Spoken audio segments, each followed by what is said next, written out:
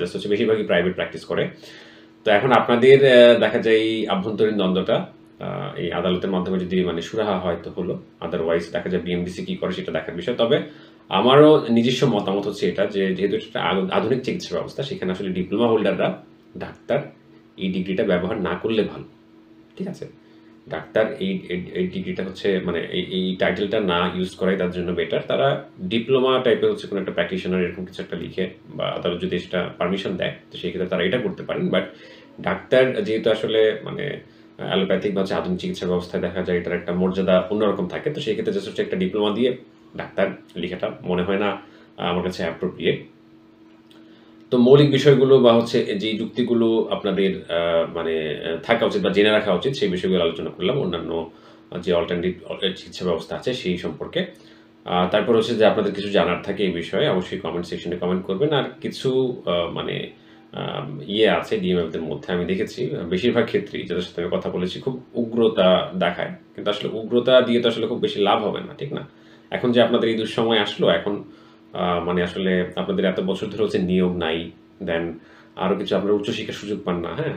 অন্যান্য সিস্টেমগুলোতে যেমন হচ্ছে ডিপ্লোমা করে ব্যাচেলর করার সুযোগ পাচ্ছে, বাট আপনারা ওই সুযোগটা কিন্তু পাচ্ছেন না। ইভেন আপনাদের মানে চাকরি নাই, জব নাই। আর যে ব্যাপারটা আমি আসলে বলিনি, এই যে যারা হচ্ছে ডিউএমএস করছে, মানে ইউনানিতে ডিপ্লোমা করছে, আয়ুর্বেদিকে ডিপ্লোমা করছে, তারা কিন্তু এই যে বড়, বড় যে প্রাইভেট কোম্পানিগুলো আছে, হ্যাঁ, সরকারিতে জব নাই, ঠিক আছে।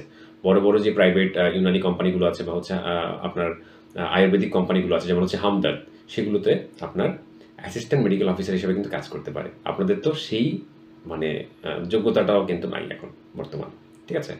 কিছু লিস্ট আছে মানে মেডিসিন লিস্ট আছে ওইটা দিয়ে হচ্ছে আপনারা চিকিৎসা করেন।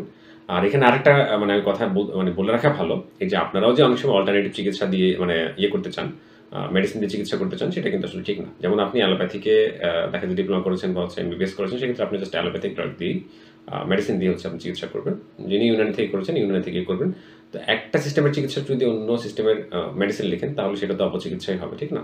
অনেক ডিএমএ ভাই বোনদেরকে আমি দেখেছি, ইভেন অনেক এমবিবিএসকে আমি দেখেছি যে ইউনানি দেখা যায় আপনার ঔষধ লিখে থাকে, যেটা কিন্তু তাদের মানে কোড অফ প্রফেশনাল যে কন্ডাক্ট আছে অ্যান্ড এটিকেট সেটা অনুযায়ী কিন্তু এটা একটা মানে অপরাধের মধ্যেই পড়ে। সেটার জন্য সেটা কিন্তু শাস্তিযোগ্য। কাউন্সিল কিন্তু চাইলে আপনাদের শাস্তি দিতে পারেন।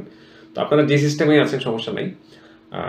এখন আসলে অপেক্ষা করেন যে সামনে আদালতের রায়টা কি আসে। ওইটার উপর বেস করেই হচ্ছে আপনাদের মানে ভবিষ্যৎ নির্ধারণ হবে। ম্যাথস থাকবে কি থাকবে না, ম্যাথসের অস্তিত্ব বিলীন হয়ে যায় কিনা সেটা ওই রায় থেকেই কিন্তু বোঝা যাবে।